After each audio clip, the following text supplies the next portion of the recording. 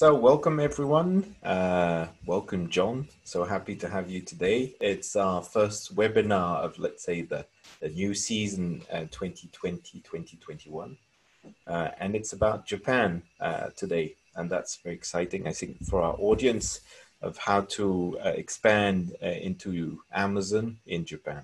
So we usually start this webinar with a fun fact. I know, John, you've been rehearsing that part, so I'm excited to hear your fun fact to get started. Yeah, well, I mean, it's kind of so I used to live in Japan, as you know, which is obviously part of the story of this. And obviously, some of the products that we'd see there, they cause if you launch the products in the UK or the US with those English names, it'd be a bit weird. So there's a few drinks related products that kind of they sell with English branding on them. So there's one product, it's a drink, and it's called Calpis. So got to be careful how you say it. Yeah, but it's not yellow, fortunately. It's like a white color. It's more like a yogurty drink. So I don't know. It's even more concerning, I guess. And then, yeah, there's another one, a sports drink called Pocari Sweat as well. So I, when I first moved to Japan, I couldn't really speak much Japanese, and one of my friends told Japanese friend, he said, "Oh yeah, Pocari, that means animal." So he was telling me it was made from animal sweat, this sports drink that we used to drink after football. So yeah, See, it's a good joke to make on yeah, people well, now. sort of, but I mean, it's kind of got a serious point that if those brands launched their products in the UK or America, then they definitely have to do a rebranding exercise, and we've seen it kind of the other way that products. There was one. This isn't a joke by any means. There's a company that sells like breathing products, and in the West they wouldn't. It was called Salin Plus was their product. Now, in the 90s, there was the sarin gas attacks in Tokyo where lots of people died, the terrorist attacks. So obviously to launch a product that helps you breathe under that brand name, that would be a terrible thing to do. So they rebranded it as Halo Plus. They did their homework and made sure that they were doing things properly. So yeah. That's already a first point. I know you had the other fun facts, but let's see if we get to that at the end at the end of the discussion. Yeah. So thanks for that already first point, which is a learning in itself, fun and a learning.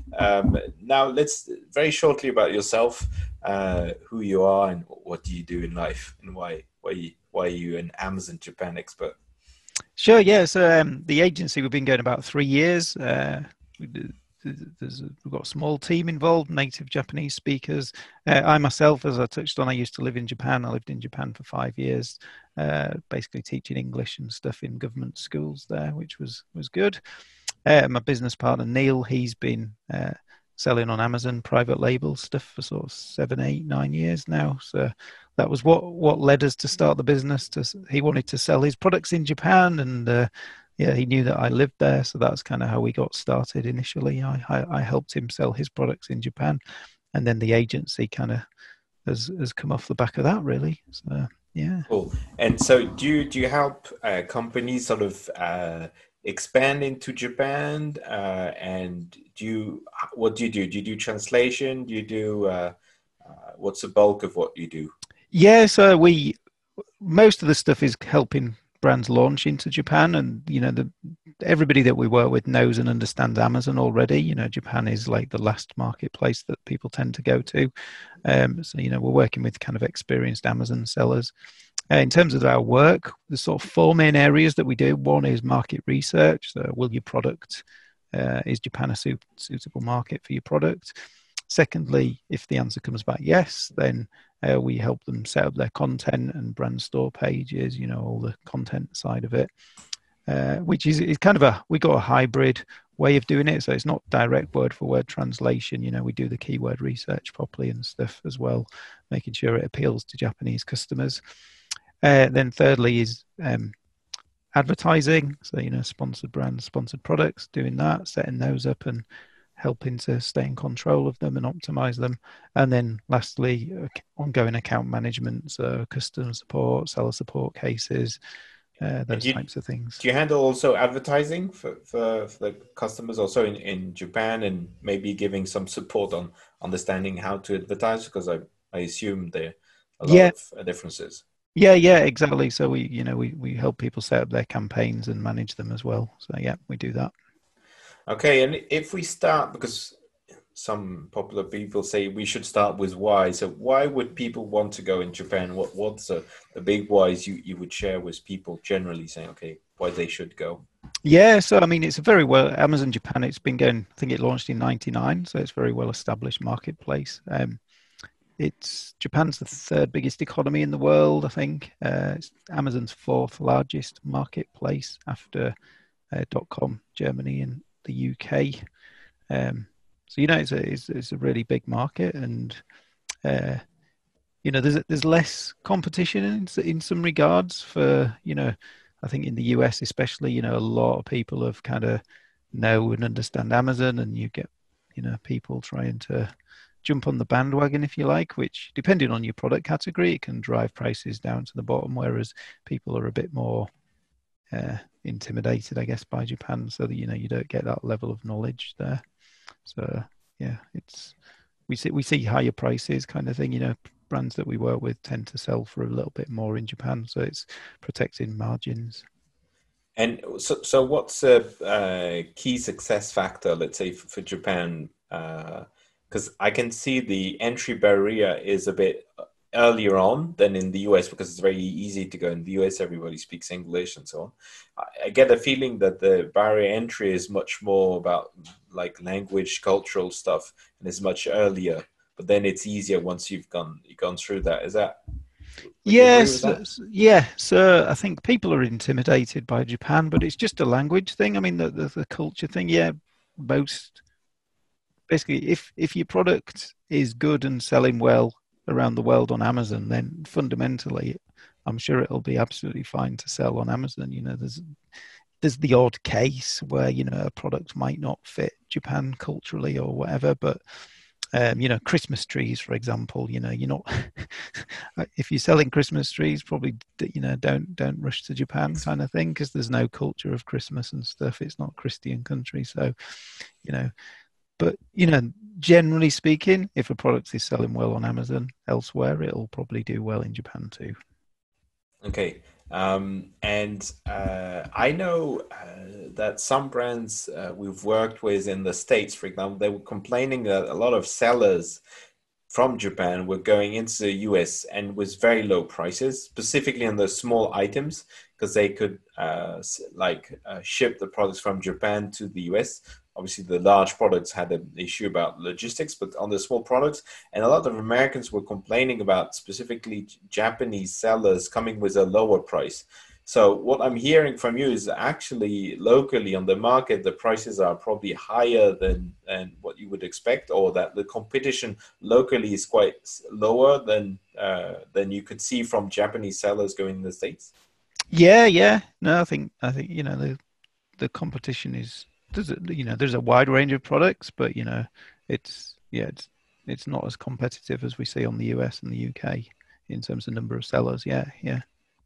Okay. And what do you say? So the why is the main reason is okay. The market is huge. It's the fourth market in the world. Okay, makes sense. What do you see? What are the benefits, or what people will get from it? Is it sales or is it expansion? What do you usually say what the benefits are for them? Well, I mean, it's sort of two, three things really. One, extra sales. You're not going to be cannibalizing your own market. People who shop on Amazon Japan aren't shopping on Amazon.com or Europe. So, these are entirely new sales for your customers. Obviously, that helps you de-risk your brand. If you're growing your brand, then it adds value to your brand as well. And, it's going to add money to your bottom line as well. These sales in Japan that you're bringing in should be profitable. Obviously, you know what it's like. You might not get instant profits. There's a bit of investment required to set up your listings, and you're starting at the bottom of the organic rankings when you first start, so you're having to put a bit of money into advertising your products, but over time it turns into profit. So yeah. Okay.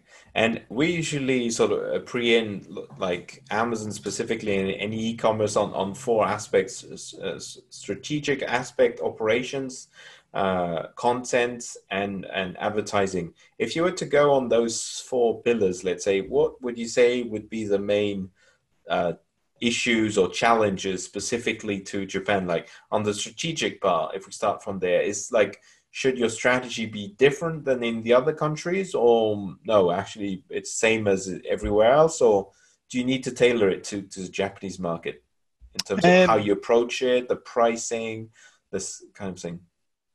yeah, so no, I think, fundamentally, there's what it it's kind of chicken and egg. The brands that we talk with, some of them have got their own strong opinions of how things should be done, and they've worked into that system themselves in other marketplaces. And we don't push back too hard in those cases. It's fine.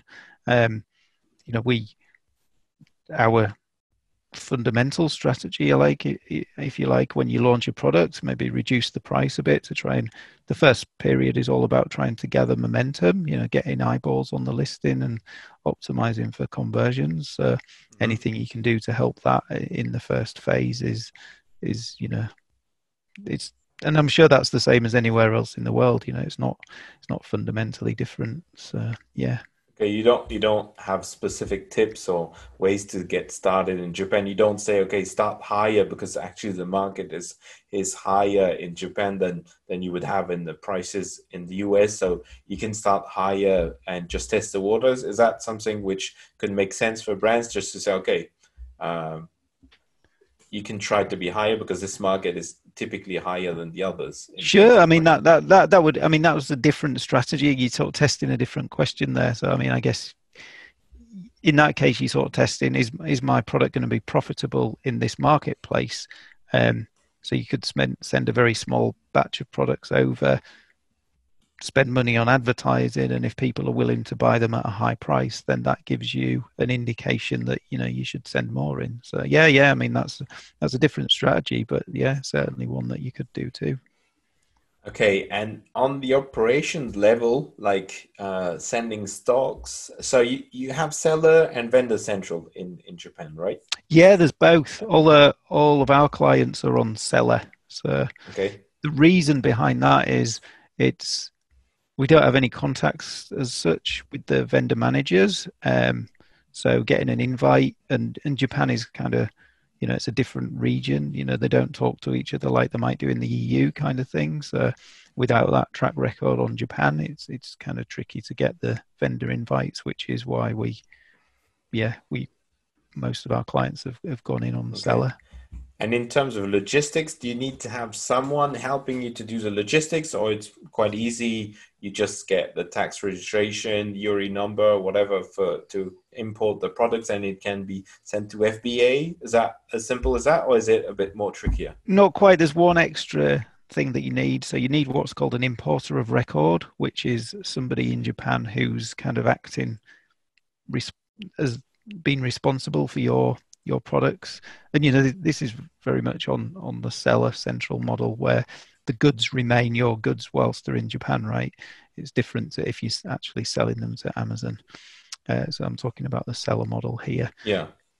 So you need what's called an importer of record, which is somebody that is, acts as being responsible for accepting your goods into Japan when they arrive. And there's various third-party companies that offer this as a service, but yeah, you definitely need to get that in place before you start sending stock, because if you don't have that, it basically gets returned, or yeah, Mhm. it's creating big problems for you.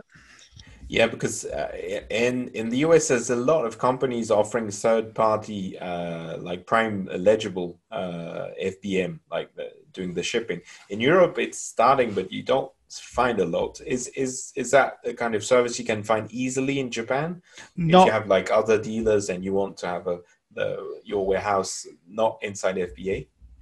Yes, I mean there's sort of third party warehouses that people can use.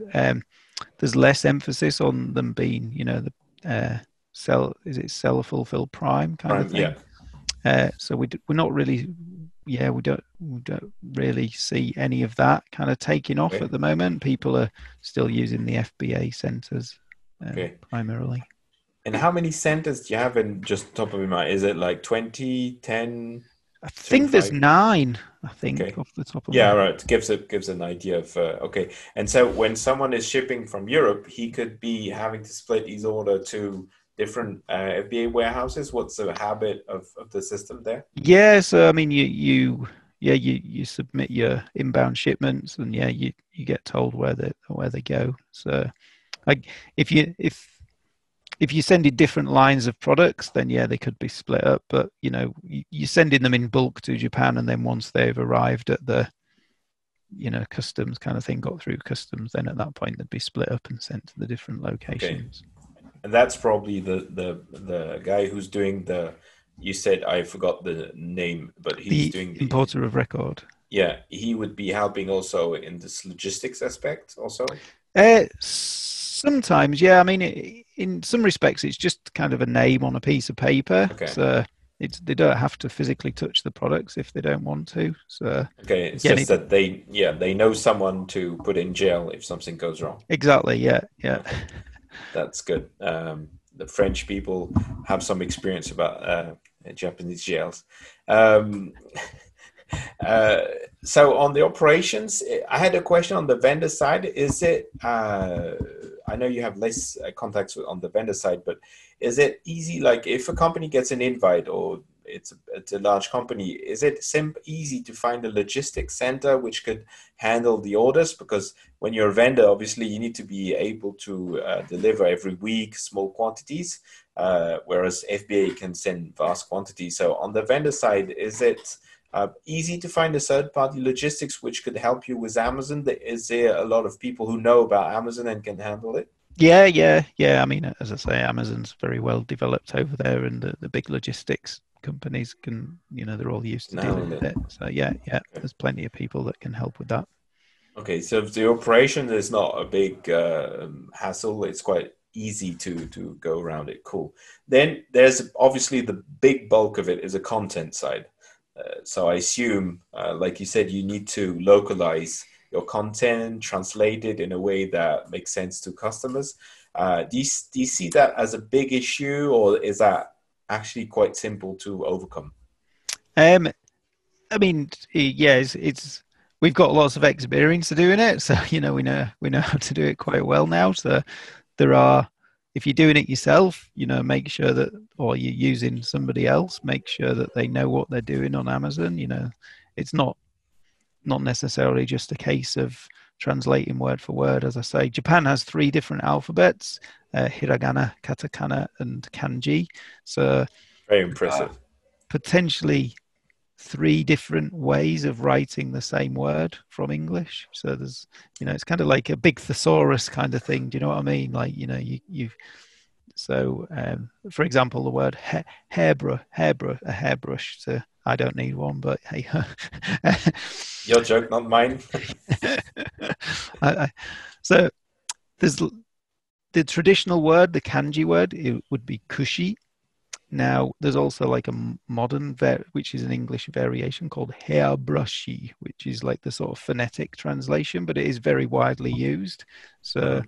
if you're going to be selling hairbrushes, then you need to make sure that you've got both variations in your listing. Then you also need to know which is the dominant one. So, which one should you have in your title, kind of thing, and which one Okay, it is. says you need to know. So you really need to know, like street talk, which of the words from the different the alphabet or whatever is mostly used, right? So you really need people on the streets, so to speak.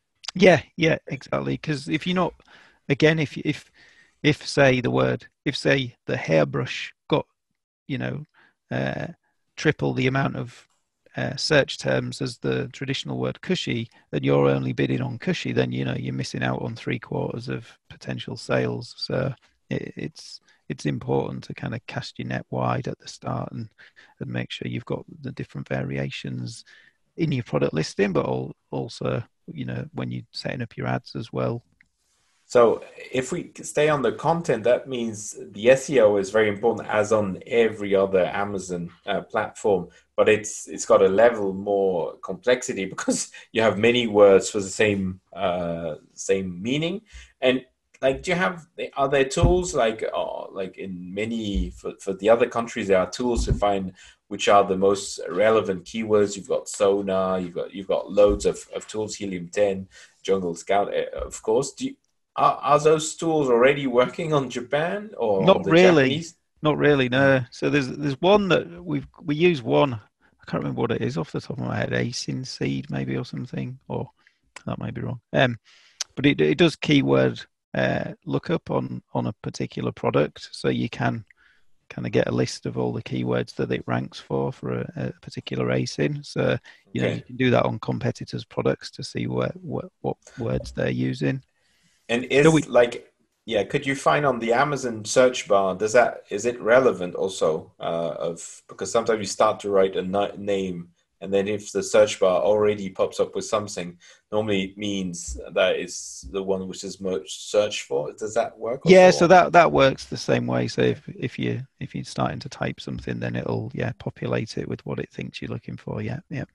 So does that mean you have a bit more work because you need to test more because you have less data maybe than what typically the other like languages would have? Does that mean you have to test a bit more about like if you, on your ranking depending on Yes, what we've got? I think you kind of have to spread, cast your net a bit broader at the start because there are so many different variations of the keywords that could be successful. So, yeah, it's And the architecture is the same, like the backend keywords, the 255 bytes is the same also in Japan. Like the yes, rules are the same. yeah, I think so. I think it used to get double in Japan, but that was because Japanese characters are double byte characters rather than Roman Uh-huh. alphabet single byte characters. But yeah, it's essentially the Okay. same. But yeah, okay, you're getting double, but just because you need double space to write the same thing. Yeah, Okay. Well, okay, it evens makes out. makes sense, but yeah, it's not a big benefit. Okay. Yeah. That's very interesting. Do you have any like fun stories or tips or things about the content? Because I believe like translation topics of wrong translations are always the best stories. They're always funny. Do you have things about or like tips of what made it very successful on a specific kind of product so that we can grasp the complexity of the hairbrushy thing was quite interesting, but other things where you had the experience with some brands? Um. So we've got. Just trying to think of a good one.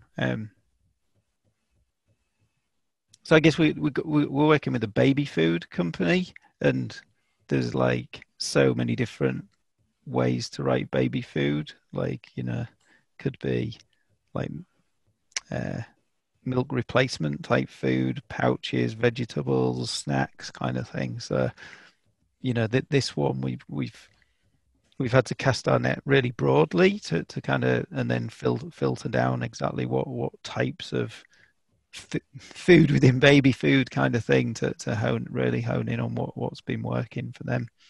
Um, they got quite a broad range of products, so we've we've been kind of targeting the baby food as a very generic keyword, but that's suitable for them because they've got such a broad range that we can send traffic to their store page and then the customer can see all the different types of food that are available and choose accordingly.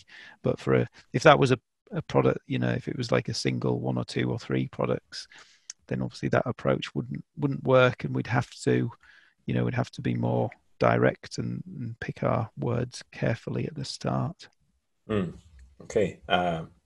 Cool. Makes sense. So if we go to our fourth pillar, which is advertising, do you have something specific like on the way?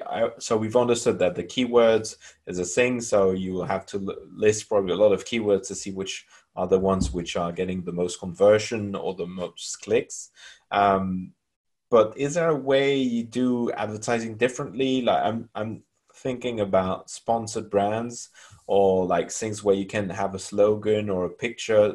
Is there a way like culturally, we always feel that the advertising and everything in Asia and Japan and China, it's a bit kitschy. It's like very colorful, very, yeah, a bit kitschy. Is that something that like translates into a way you're doing it on Amazon in Japan?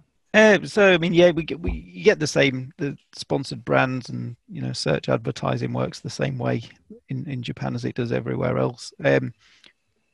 In terms of banner advertising and stuff like that, we do see. So this is something I've not worked out the answer, but it ties in with what you're saying about things being kitschy and stuff. So in Japan, there's a very big tendency for people to really heavily annotate their images, as in Japanese brands and other sellers that are there already.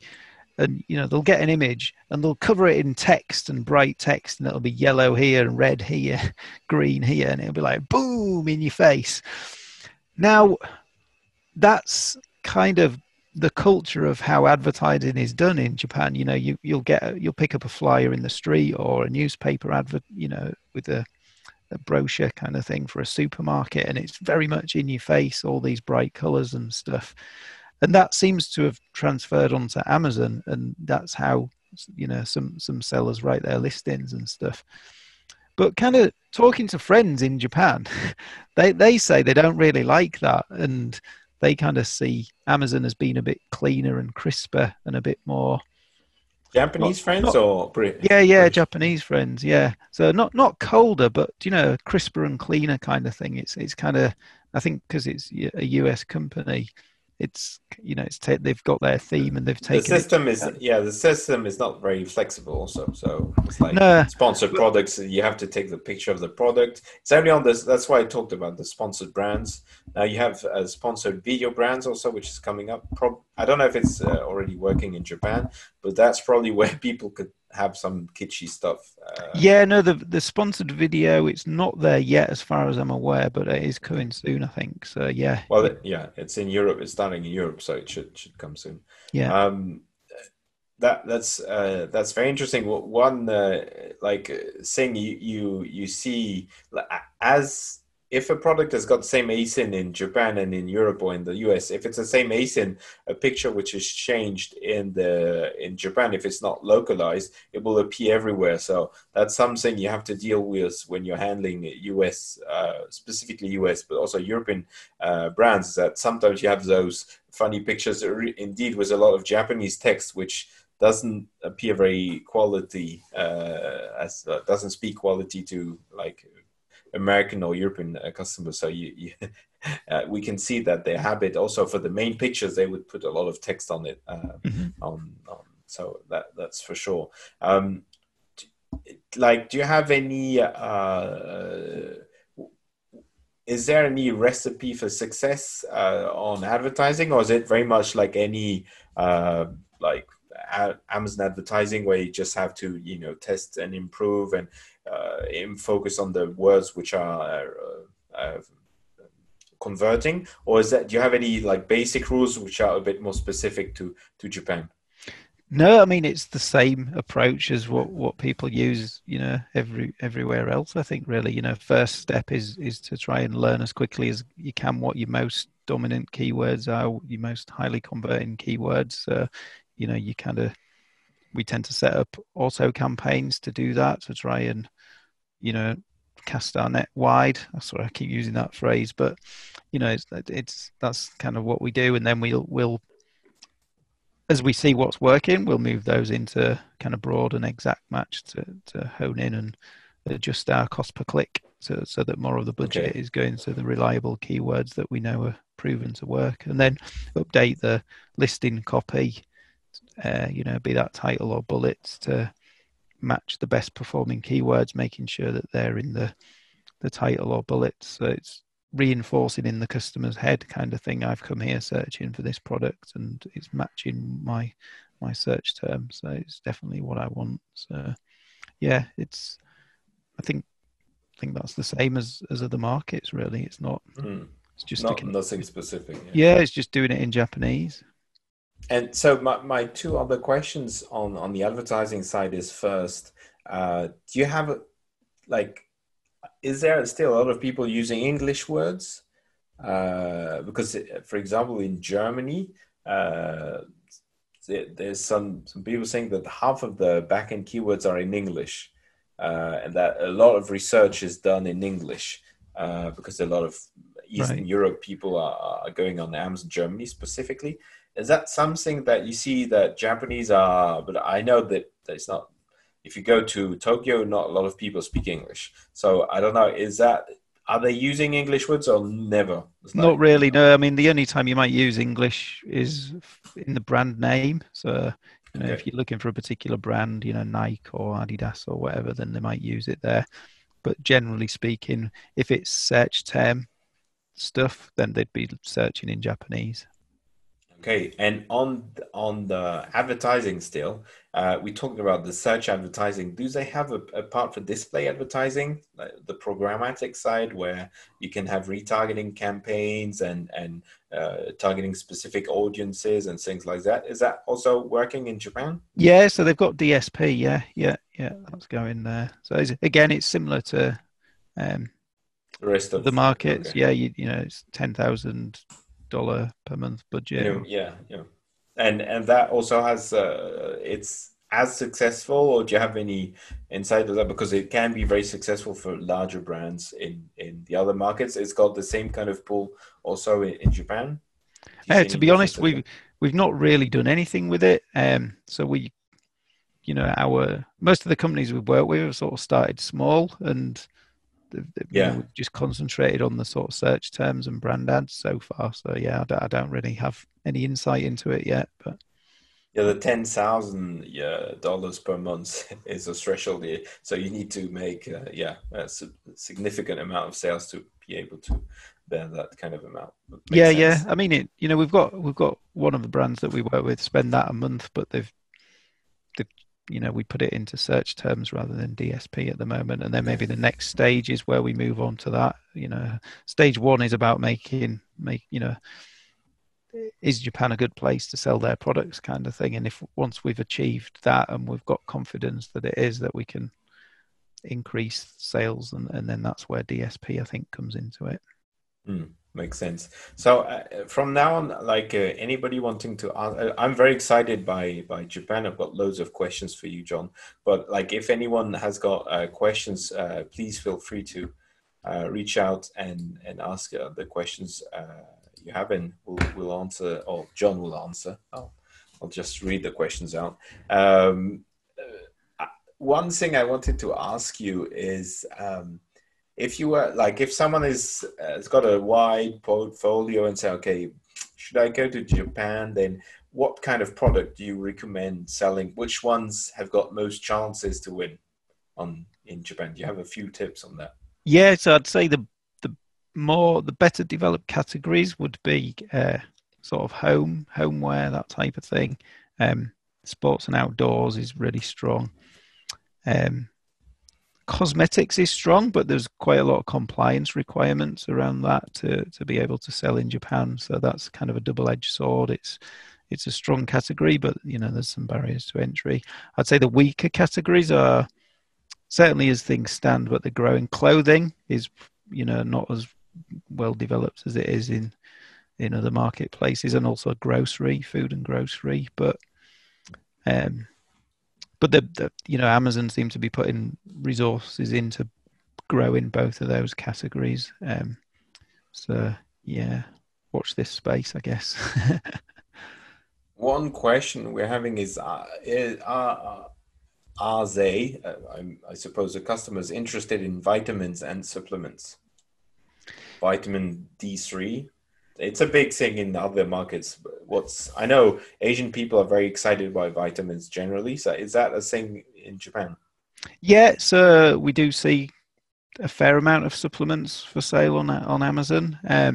Again, what I said before about the compliance. So there's various compliance requirements of what number one, to be able to sell your products in the country. You need to jump through a few hoops for the Ministry of Health kind of thing to make sure your product is fine. And then Amazon are quite restrictive. So I guess this is a good point.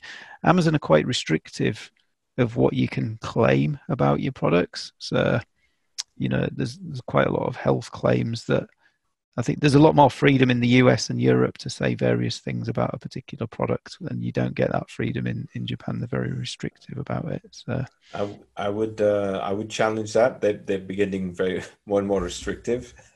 with like they can be very difficult, but yeah, like I think Amazon generally is being much more and more sensitive onto what the content is of what people are claiming about their yeah, products. yeah. But in Japan, it's genuinely a level further Yeah, up, okay. or ahead. It's we not even for other types of products. There's certain phrases and words that we find that we can't say that are I was quite surprised. Normal, fairly normal phrases that they seem to be banned from making any claims in on Amazon Japan.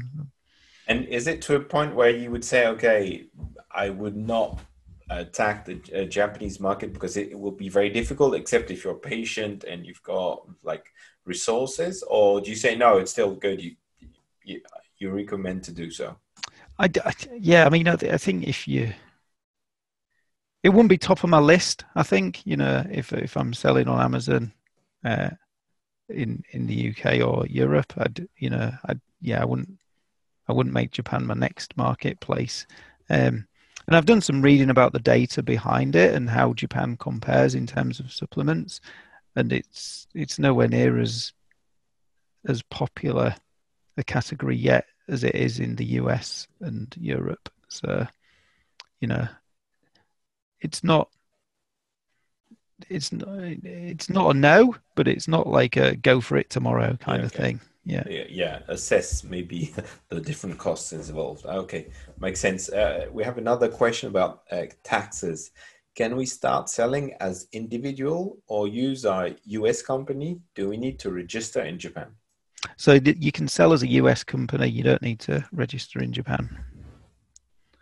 Okay, So yeah, as in Europe, a US company can sell. Is there any VAT implication such as in Europe and also the US with the taxes? so there's a couple of things to say on this. One is there's a 2 year limit where, as an overseas company, you're not required to file any taxes. So you get two Okay. years of kind of selling. Just you pay your taxes at the point of import, but then you don't pay on the stuff that you sell. Um, so that's 2 years of kind of freedom there, and then there's a threshold of about 80,000 euros, I think, that if you go over that, then you start having to pay, uh, submit your taxes. So What happens? They apply VAT on products on yeah, prices? yeah, it's sales tax kind of Is thing. it is it how much is it? It's 10%. Okay, so let's say I'm making 100,000 in Japan. 10% of that is in taxes. So I get that in my bank account. Do I need to pay it in Europe if I'm a European company, or just do I keep it in my bank account? Keep it in your bank account. Yeah, Cool. So, and then after 2 years, if I don't reach, let's say I'm making 75,000 euro a year, I still keep it, the 7.5K. I'll keep it in my bank account. yeah, Okay. That's quite interesting to start with because that's a 10% extra margin, which can be helpful to. yeah. Now I think I think the Japanese tax authorities are going to catch up to what's going on. I guess the whole way of selling e-commerce and stuff. It's relatively new in in the time span that governments operate. So yeah, I wouldn't imagine it's going to stay like this forever. But that seems to be the current situation. Hmm. Okay, we had a question. What was the maximum sales per year? That's the 80,000 euros. Sure. I suppose it's a conversion of yens, so it's Yeah, probably yeah, yeah, depending on the conversion rate. Okay, yeah. makes a lot of sense. And like if you have to pay, let's say your business makes more than 80,000, great. Do you need to have a tax advisor? How does that work? Do you have companies which are doing that? Because my experience with Japan is that people don't speak very good English, and it's not very easy. Like, is that something which is easy to find? You can find someone who will help you to do that, or Um, not really? no, it's tricky. I mean, we hunted around for ages to find somebody, but I've got somebody on my contacts book that I can introduce you to if you need any help with that. Then yeah, You're very helpful, John. Thank you Yeah, very much. no problem. That's very good. So, no questions for now. So I'll go on. Do you have any um, examples of brands you know which did something wrong, or things you've learned and you did wrong, and you claim, or you can claim it's someone else, but it's like, do you have learnings about what typically people do wrong? Yes, a few, I think. So, well, one particular company, they'd they'd set up their Amazon account themselves in Japan, and they'd gone off and done it and set up their listings and stuff. And then they contacted us one day saying, "Can we help?" Because they'd sent their products and they'd not arrived at Amazon, and could we investigate where they were? So we investigated for them, and it turns out that been they didn't have the importer of record um, when they sent their goods to Japan. So, and the Japanese customs had tried to contact the people on the invoice, using their invoice contact details, and they couldn't get through. So they destroyed all their products basically. And so when we stepped in to try and help find out what had happened, we contacted customs, and they told us that their products had been destroyed. So that was the end of their particular Amazon Japan journey at that point. So don't Okay. do that. Don't do that. Hopefully, the cost per get product was not too high. get your importer of record sorted in advance for sure. Okay. In terms of, It, I guess, products that haven't quite worked out, so we helped a company.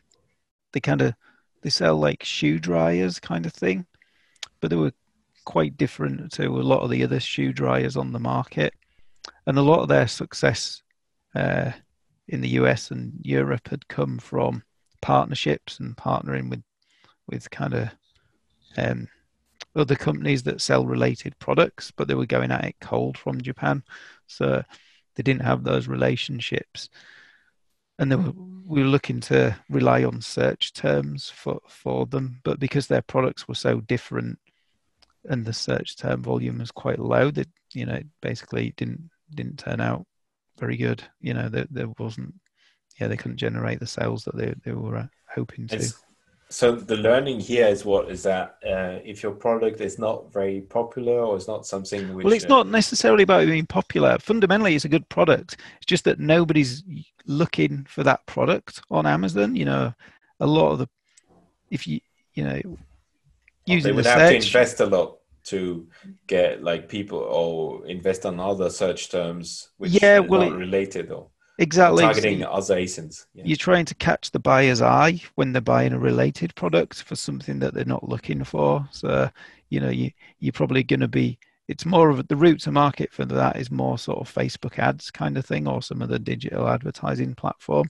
I think where Amazon is successful is when somebody's looking for a particular product and they've got an idea for what that particular product looks like. They type it in the search bar and up pop the products that they're expecting to see, kind of thing. And that's where we see the success is. And yeah, if it doesn't kind of fall into that, then it's not that your product is bad or won't do well. It's just that we need to be a bit broader in thinking, how are we going to get relevant people onto this listing if they're not actually searching for this particular product.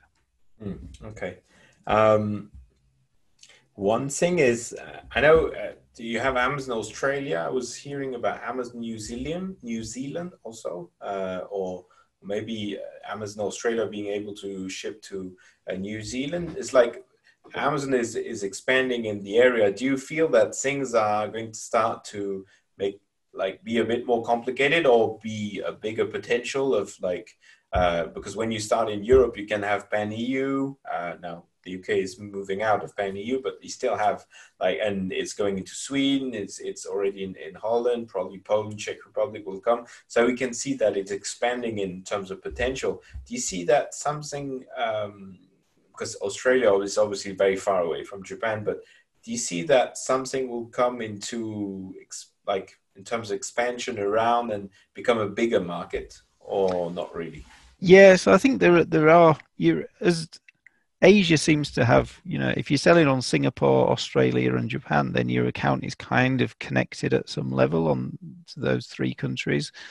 But it's not going to be like it is in the EU because the regulation requirements are so different. So I can't see it being connected in that way just You yet. don't have, warehouses being shared or products being shipped to one from one Not place to no another. no not really. It's geographically it's It's disconnected. I mean it's it might change if they Singapore, Malaysia type thing, Thailand, maybe those countries are kind of more geographically connected. So if they were to branch out into those markets, then you might see something around there. But especially Japan, it's an island nation, isn't it? So, yeah, it's yeah, a bit like the UK, right? exactly. Uh, Yeah, yeah, yeah. We're had not too had to dissimilar.